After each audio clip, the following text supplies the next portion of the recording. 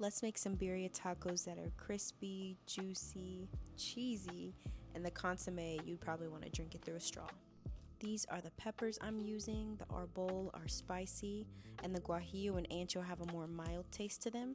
I cut the stems off and emptied the seeds out.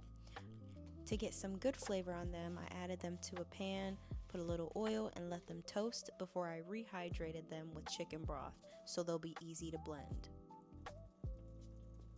For this recipe, I used 2 large white onions, about 6 Roma tomatoes, and about 3 heads of garlic. 2 of them I just cut the ends of them off, and the last one I pull the cloves apart.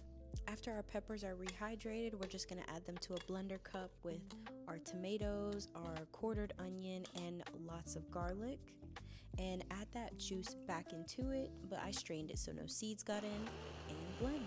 I did have to blend in batches, but once you're done, you're gonna add it to a large strainer and strain all the fine bits of the peppers out. And this is what we'll be adding back to our meat.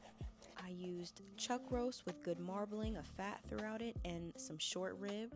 I cut it into manageable pieces, and then we are gonna season our meat with lots of salt. And next we're gonna sear our meat off. This is gonna give it some really good flavor. So add it to a pan with some oil, let it get a good hard sear. That's what you want it to look like. I love using a mixture of chuck roast and short rib because the short rib bones and fat just give it a really good depth of flavor. I added our strained pepper, tomato, onion juice back to our pot with all the meat and pour some chicken broth over it to cover everything.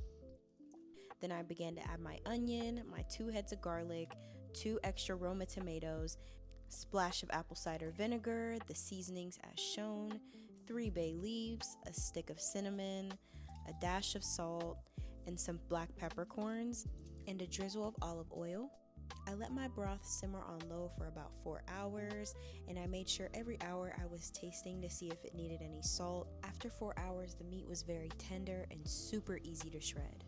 The best cheese for birria tacos is Oaxaca, so I shredded it by hand. I dipped my corn tortilla in the consomme, covered it with a little bit of meat and cheese, flipped it when it was crispy, and these tacos are so easy to make. I made some Mexican rice and some refried beans, and everything was 10 out of 10.